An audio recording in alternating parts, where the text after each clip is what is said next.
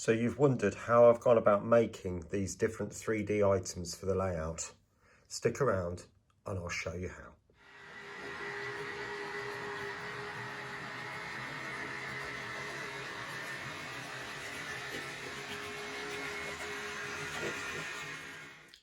Good morning everyone and welcome back to Piccadilly.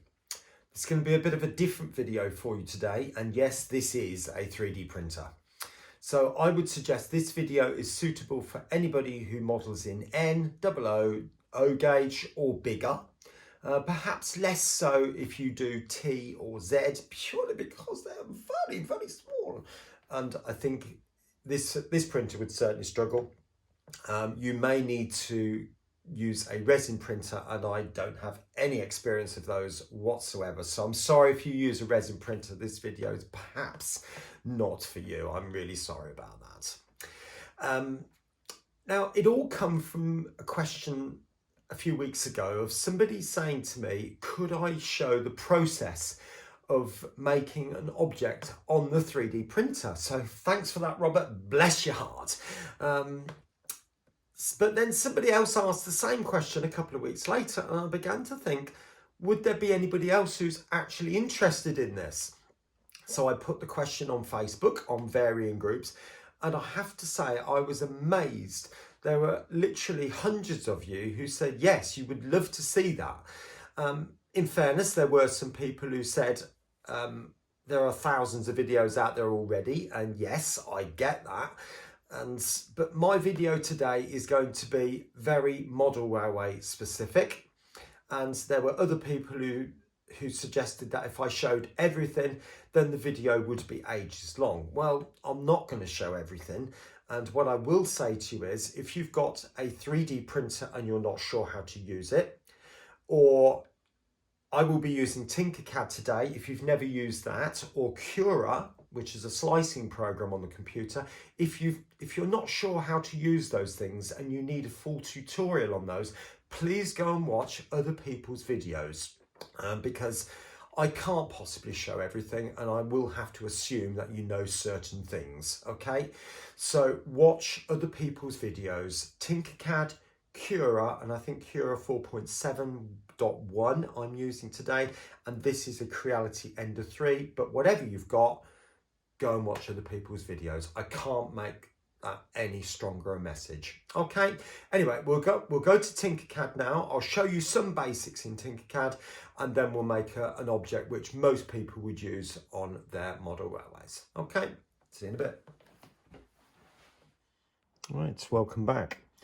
Now, we're going into Tinkercad first of all, so you can see how to spell it. Hit enter, and it's this one here, Tinkercad 3D, Create 3D Digital Designs. So I'll go into that.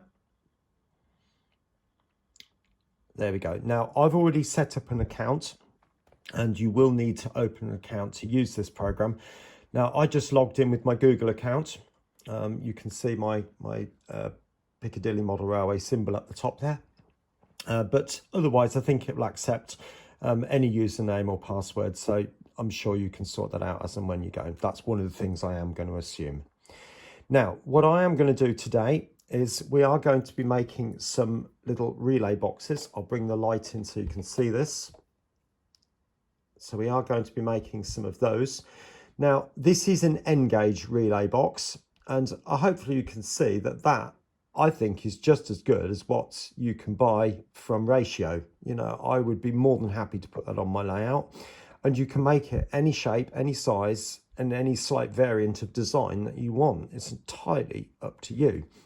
Now, although this is N gauge, you can make it any size you like. So that's why I say it's suitable for any gauge. I mean, if you make it O gauge, you know, you're looking at an object this sort of size. So it really is up to you. The choice is yours. But I'd suggest going into create new design, just that, and you get the logo come up, and then you get presented with this work plane. Now, if you press down the right mouse button on your work plane, on your mouse even, you can then turn it any way you like. Okay, now if I want to move up and down the plane or side by side, I press Shift, Control, left mouse button, and then I can move the plane any direction I want. Okay, now, like I said, if you want a full tutorial on how to use Tinkercad, please go and watch somebody else's videos. This is not what I'm doing today, but I will give you some basics. Now, we are going to be using the basic shapes today, but there are other things that you can use. There's text and numbers. And if you remember the station signs I did, that's where I did it. And I think you get 4 different fonts for that, but you've got a full alphabet down there with numbers and a few other characters too. But you get some other things, like there's armchairs there, that sort of thing, tables. And if I go into the shape library, there's some different characters in there, which are not necessarily anything to do with model railways as such, but they're there for you to use. There's vehicles and machines, and you might have noticed I've been working on a station truck which uses those particular wheels. Again, you can make them any size you like, so the choice is entirely up to you. Now, going back to basic shapes, and I am just going to bring in a cube. There we go. Now, you'll notice that it just happens to be red. You can change the color of that anywhere you like. So I've just changed it to green.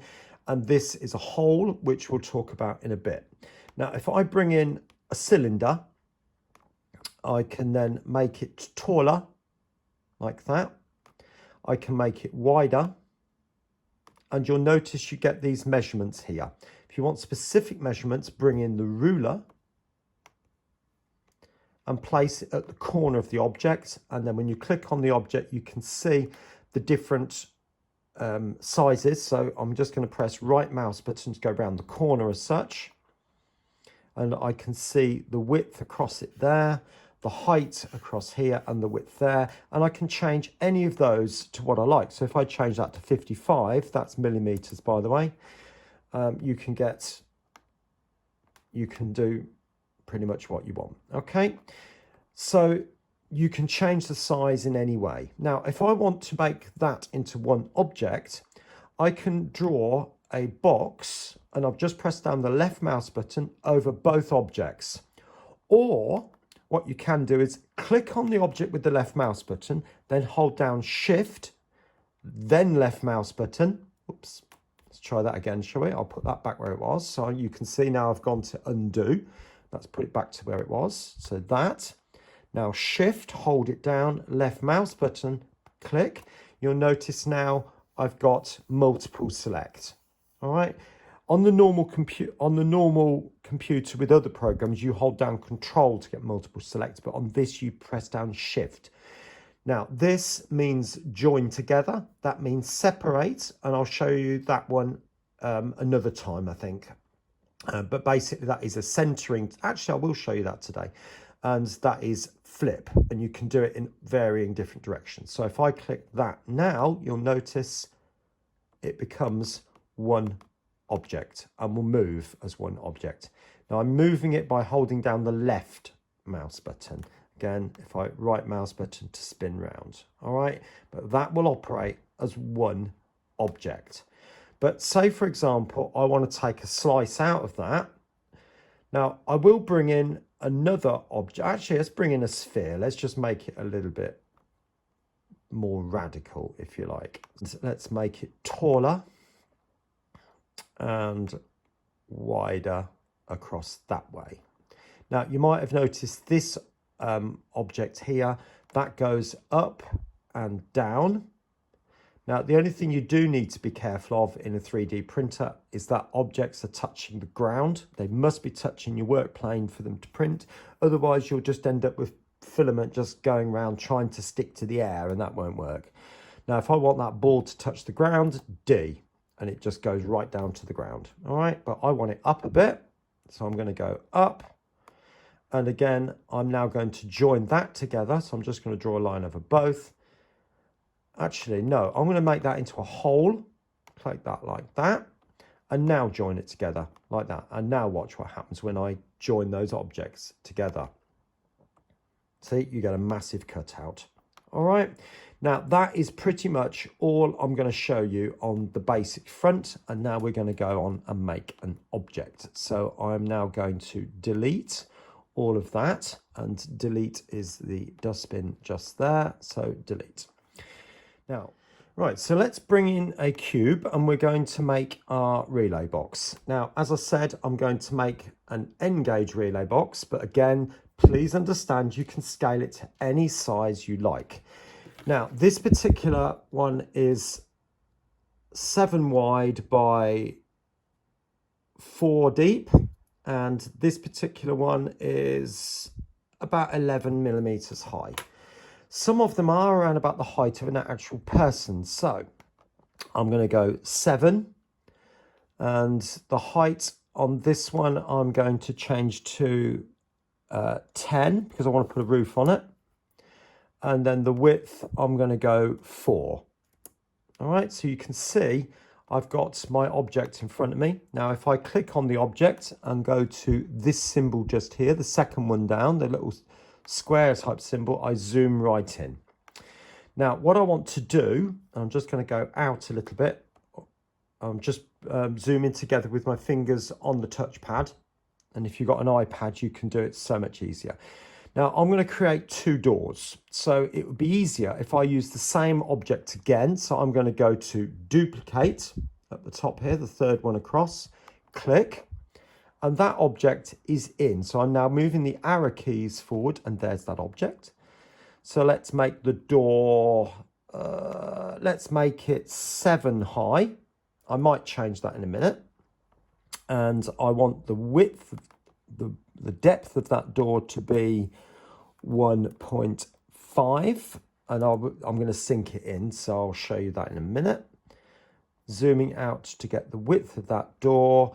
Now it's 7 wide, I believe, so let's have this one 2.8.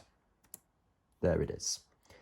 Now, if I zoom up using the right mouse button, I'm now going to back that object into, I'll bring the door at the back of it in. So you can click on the box and bring it into the door. You can take the door and click it into the box. I want to raise it up a bit, so I'm going to click left mouse button and take it up. About there. Actually, if you're finding it's too much there, I'm going to reduce that. It's moving 1 millimeter, so I'm going to take it down to 0.1 millimeters. So I'll take it to the right a little bit, like that, and then I'll take it up a bit more. I think what I can do is make that 7.5 and see what happens there. Right, it's taking it up, so I'm going to take it back down again.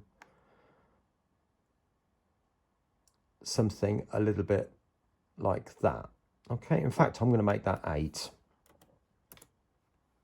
And again, take that down just like that. Okay, now I'm going to make that door a different color so it's easier to see. I'm going to make it creamy color.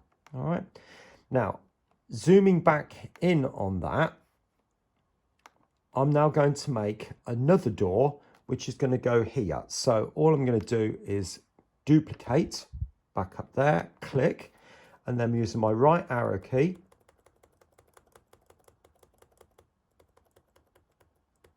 like that. Now, I'm going to group those 2 doors together. So if you remember, click, shift,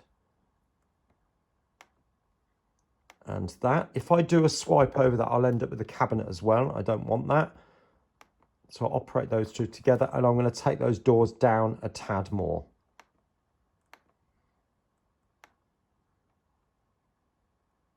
Like that. Okay.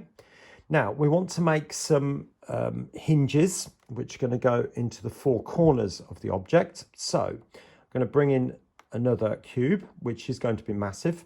Now I'm going to say I want these no more than, say, 1.5 long. So actually I've typed 1.3, but that's okay.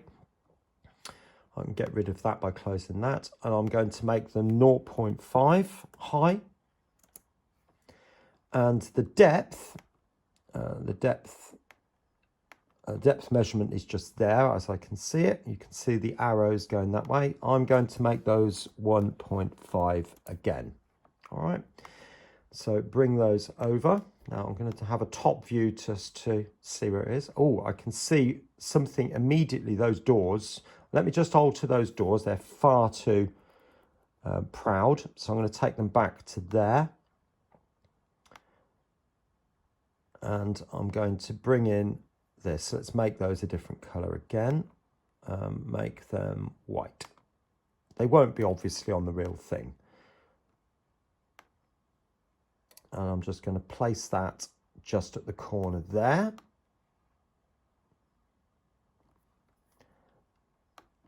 Oops, take it across. I'm using the arrow keys now. Hinge up. In fact, that hinge does look a little bit on the big side, so I'm going to take it down a tad, only to 0.4, make it a bit smaller and a bit narrower, because it does look quite big. Duplicate, and now take it up to approximately there. And now I'm going to group those two together, left mouse button and shift together. And I've got both of those selected, group, because it's easier to work if they're grouped, and duplicate those. So click and duplicate. And now I can literally just use the arrow key to take it across to the other side. So you can see how quickly this is creating those. Now I want one more for the latch. So I'm going to highlight that again and separate. And then duplicate again, and then take one more across and back down again.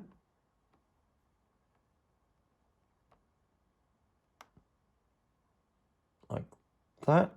And I think what I'll do is make it a little bit bigger. So I'm just going to make it a bit wider and bring it forward like so. Okay, so hopefully now you can see that the cabinet is starting to form. I've got the lock, the 4 hinges. The doors do seem a bit proud, so I'm just going to bring the cabinet itself forward. Okay, now the next thing I'm going to do is is to join those together. So I'm going to highlight all of that. Highlight, and let's make it grey, because that's the colour that they would be. So hopefully you can see that would work now. I'm going to bring in another box for the top. Now this is 7 wide by 4, so I'm going to make this one 8 that way. And the depth, I think I'm going to make it 5. There, like that. And then the height of it, I'm going to make 1. Well, actually, I'm going to make it a bit smaller than that. Let's go for, because I'm going to put a roof on this. So let's make it 0.8. And that's gone down a bit further. So it is red. I'm going to bring that in pretty much in line, like that. Now, what I can do now is to center it. So I'm going to click on that, and then we'll actually highlight the whole thing. Like so. So I've got the whole lot selected. Now, if you remember, I pointed that object out there. If I click on that, that is a centering tool. You get these dots. So you've got one that way, one going to the depth, and one coming up the height. So what I do want to do is bring this object up to the top. I want to center it this way, that way. And I also want to center it that way. So I'm using all 3 on this occasion. Sometimes you might not. And then click away. And I can see my object now has got a roof. Now, I would quite like that a little bit taller. So I'm going to take it up a bit more to about there. Okay. But if I spin that round now, you can see I've got my roof. In fact, I'm still looking at that thinking it's a bit thick. So let's go for 0.4 and hit return. Now that's gone.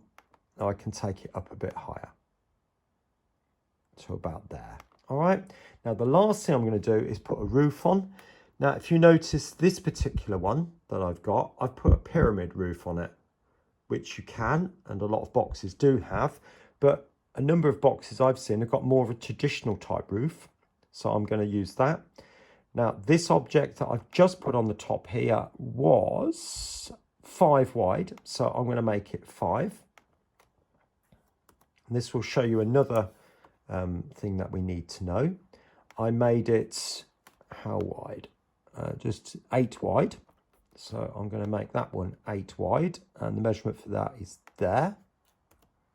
8 wide, and I'm going to make it no more than let's go with 0.6 high, like that. Now to turn it, if you'll notice, you've got arrows all the way around. So there's one that goes that way, one that goes that way, and one that goes this way, and that's the one I want. So if I click on that, you get another set of numbers. So I go 90 degrees, hit enter, and I'm going to bring that in just like that. Now I'm going to link that to this one at the top and back to my centering tool. So I'm going to bring that to the top there. Just check that he's touching. Now I'm looking at the whole thing there and it's off. So I'm going to join those two together like that.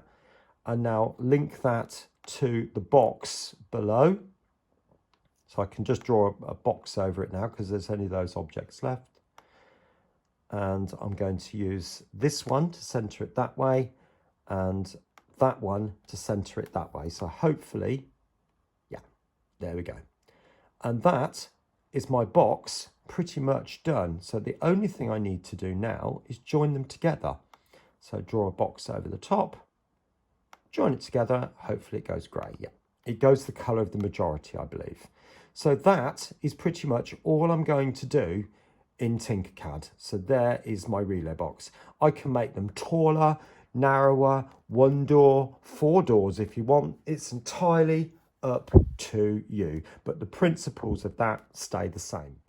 Right, so what I'm going to show you now is getting this into the slicing program. Now, like I said, the idea is watch the videos yourself so you become more clued up on what that's all about and why you have to do it. But briefly, this object has got to be turned into a format or a way that the 3D printer can read. And we have the printer head has to know where to go and the order or the route it should take to build the object. And that's called G-code. So that's what the slicer does. It creates the G-code and the patterns and the routes that the printer head has to follow. Let's give it a name. So I'm going to call this one N, and type it properly, N gauge relay box. Okay, so that's that. Now I'm going to now go to export. Oops, I didn't really want to do that. Never mind. Oh dear, oh dear. The reason for that is because I've got 2 fingers on the trackpad, and instead of 1 on the left mouse button. But never mind. So I'm now going to go to export. You see that window come up. There we go. Now you've got 4 file formats. The one we want is an STL. That is a 3D printing format. Now you'll notice that it starts to appear down the bottom. Give it a few moments to load. Once you've done that, click on it once. It will take a short time and Cura will start to open. Because Tinkercad will recognize that you've got Cura in the on your computer, and any STL file will be automatically linked to Cura. Now we're going to go there, hopefully. If it doesn't, it puts it in your downloads folder. So you go to libraries, find downloads down the left-hand side, and it will be there under the file name you've got. Now, same principle applies. I want to zoom in on this to want to check something. Now, I'm not going to go through how to use Cura, but make sure that you've got your printer there. Now that is the closest format that I've got to my exact printer, but it works. So I want to zoom in on this. So I'm going to go Shift, Control and left mouse button to send the object up. Oops, just send it up. And then I'm swiping away with my fingers to bring it in. Now, you might say to me, why, John, are you doing that? I'm just going to shift it a little bit more. The reason being is because sometimes the G code doesn't print properly. And if your item is very, very small, you might end up with a little bit at the bottom and a little bit at the top. And obviously, if you've got an air gap, you're going to have filament just literally floating around in the air or trying to grip to something, and there's nothing to grip to, so you end up with a load of spaghetti, which is useless. So the whole point of this is to make sure that you can see the G code beforehand. Now, I'm not going to go into any great depth with this. In fact, I don't know an awful lot about this program, but I know enough. So I'm going to click Slice. It's processing. And because it's a small object, I can see it. Now I'm going to go to Preview. Click on this at the top and just bring it down. You can see that the object does have yellow all the way down. If you have any of the grey, then you know there's a problem and you need to go back into Tinkercad and alter your object. And I've had to do that many times. That's, like I said, it's a learning curve. So if I now click Save to Removable Drive, or it will just say Save to File. So I've done that. I've clicked it twice. That's now on my micro SD card. Eject.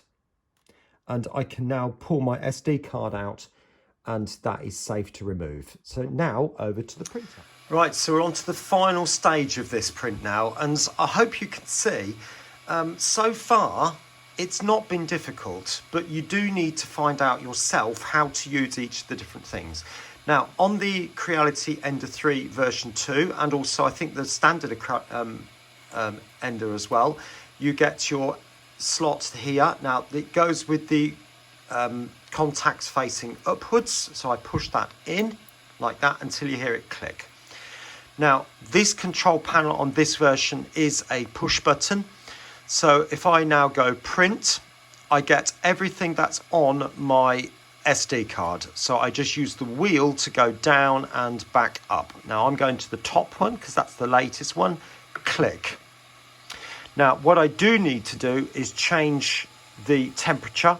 So you can see at the moment the nozzle temperature indicated by that symbol there is at 18 degrees and it's going to be 0. If I wait, it will go up automatically, but I'd like to get it done a bit quicker. Now the bed is going to heat up to 68. Now I've personally put mine to 68 because I think things grip better, but that's my choice. So I'm going to click Tune, go down to nozzle temperature. I can alter the bed temperature there if I want to. Click that, and I'm going to 200. Now, the filament you buy will have the temperature on it. So please don't worry. When you get your 3D printer, you'll probably find that Cura will set that to 60, but I was having a few objects coming off. So I decided to up it by a few degrees, and it's been successful since then. But what I am finding is that things are going a tiny little bit what we call elephant's foot. It might be because I've got it a fraction high. To be honest with you, it's only a tiny bit of cleanup with a scalpel. I'm really not that worried, to be honest with you. So please don't come on and say, oh, you should do this, and this. I'm finding out as I want to, you know, and I will do. Now you can see the temperature is going up very, very slowly, but it will get there. So all I'm going to do now is go back up and press back, so which takes me back to this particular screen. All right. Now, on this printer, on the Ender 3, on particularly the version 2, you can see it's got this knobbly grey substance. Now, what I've done was turn that over, so I've got a plain glass people recommend cleaning this bed with isopropyl alcohol, which as modelers we've usually got, most of us, and just keep it clean with that. Do not put anything else on it, just isopropyl alcohol. Some people suggest white spirit might work, or even methylated spirits, but I'm going along with what Maker's Muse says, which is just IPA. Okay. The reason I've turned it over is because some people suggest using a glue stick, which a number of people say will work and get your object to stick. But I didn't find it very successful, and the object came straight off, and that was on the other side, this sort of textured side. So that's why I turned the glass bed over, so I've got a plain piece of glass. I've heard other people say you can swap the bed out for just a piece of glass tile, which you could go and get from a hardware shop, or just go to your glass merchant and get it. In the meantime, this has almost finished, so I'm going to turn the camera off, and when it starts to move, I'll come back on and show you the process.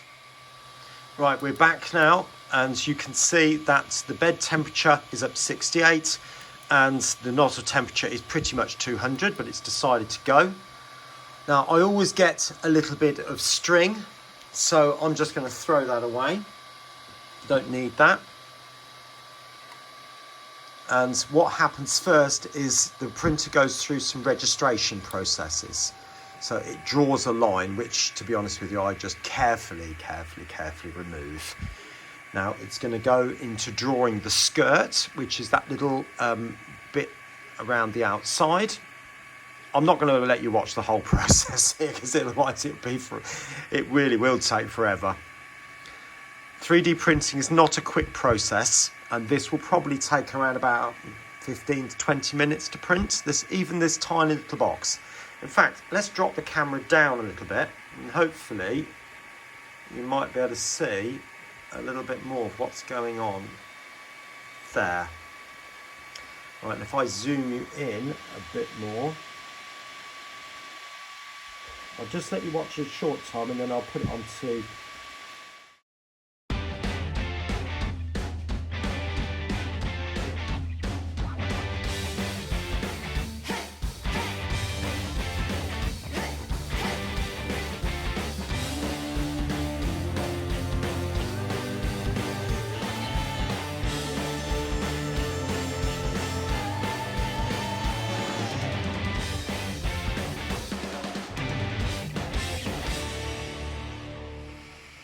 Hopefully you can see, actually, it's turned out reasonably well.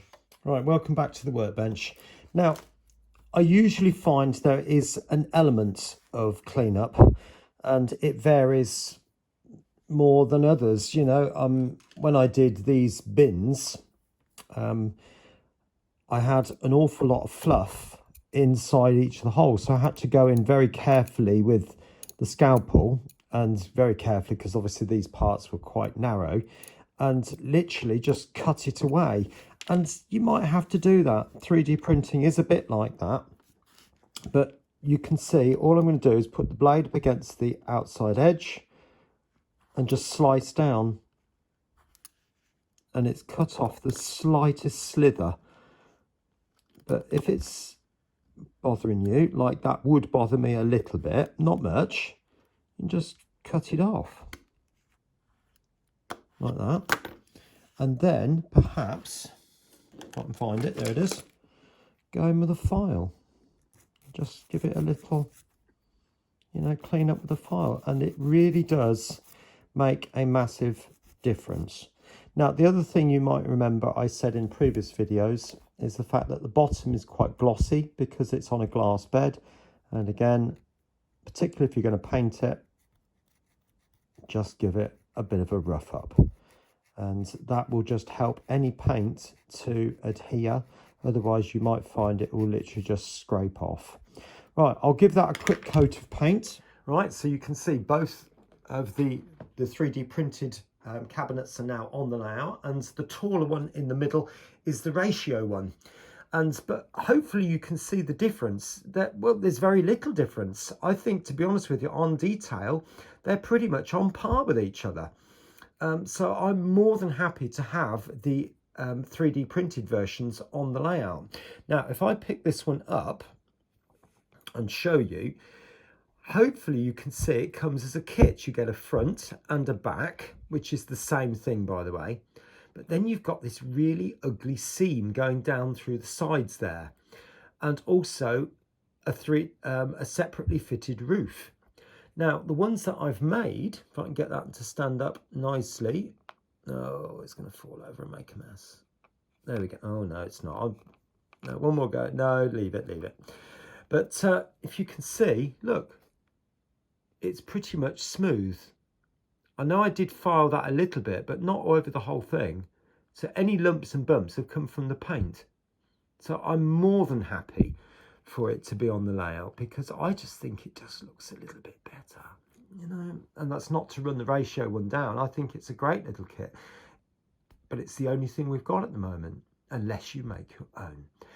So if you follow the principles that I set out at the beginning of the video in Tinkercad, or those that you learn from other people, which I hope you will go and look at other people's videos too, the things you can make are just amazing. The world is your oyster. It really is.